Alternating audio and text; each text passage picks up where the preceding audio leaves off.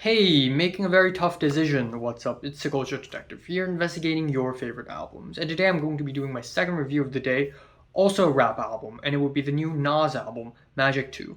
So, Nas's new album, Magic 2, is a sequel to Magic, which came out 2 years ago. And if you don't know who Nas is by now, you probably are completely missing out. Nas is one of the most prolific and important rappers in East Coast of the USA. He has released classics like his debut album Illmatic. Lately, he's been coming out with one great album after another with the King's Disease trilogy, especially with King's Disease 3, which is so damn good that it is included in my last year's best albums list. And lo and behold, he has started another sequel because with Magic comes Magic 2. Unlike King's Disease, I think the beats and the lyrics and the just the thickness of the contents on this album is less heavy, and it's very much more of a casual, oh, here are a collection of tracks that I've been working on lately, some cool beats, and that's pretty much it. So there is no need to take this album and hold it up to a very high regard as if it's some crazy big concept album or anything. It's very much the opposite of that.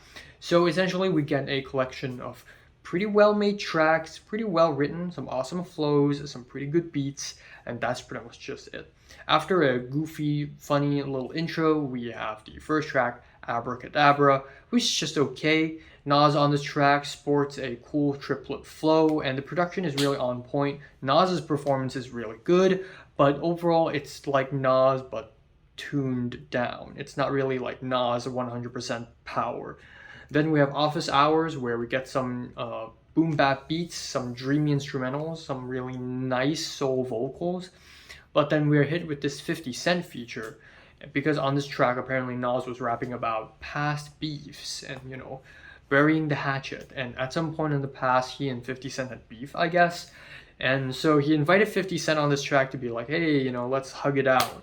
But 50 Cent's feature on this track is just so energetic and so rambly that it does not fit the beat at all. Then we have the track Black Magic.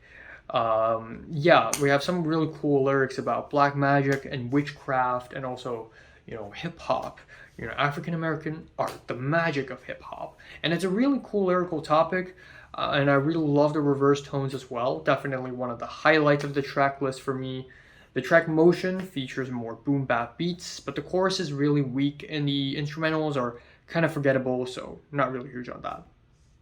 Bokeem Woodbine, one of my favorite instrumentals on the track. One of my favorite beats here. We get some chopped up bright keyboards and some reggae tone. Nas also raps with a very steady flow on this track, making it one of the hardest tracks on the album.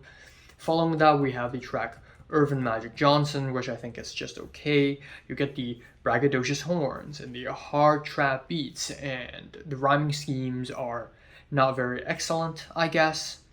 What this all really means sees Nas go down a memory lane talking about how he started getting into hip hop when he was 17, right before he made Illmatic, and he does that over some really gorgeous pianos and some victorious keyboards. Definitely one of the most emotional and heartfelt tracks on the entire album.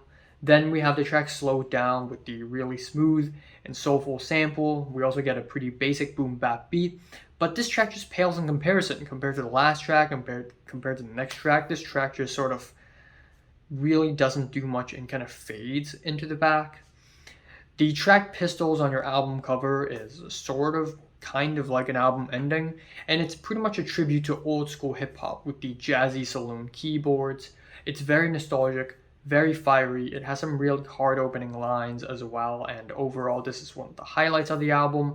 And then Nas decided to tack on another track called One Mic One Gun, which is a single released late last year, featuring 21 Savage, because apparently a lot of people have been speculating that he has beef with 21 Savage. So in order to prove that there's no beef between them, he made a track with 21 Savage, and it's pretty basic trap rap track. There's nothing all that fancy about it. Honestly, I think it's just okay. The beat does not really work for Nas, and it's not really good for the track either. But overall, I think this album is not bad. It has some high points, it has some okay points, decent. not much to really say about this album, really. I'm giving this new Nas album, Magic 2, a decent to strong 6 out of 10. So if you listen to the new Nas album, comments below, let me know, subscribe if you want more, and thanks for watching. Yes, I'll review the new Travis Scott album. Yes, I think I'll review the new Group Therapy album, and maybe Blur as well, and also Classic Review. Maybe I'll do it. Maybe.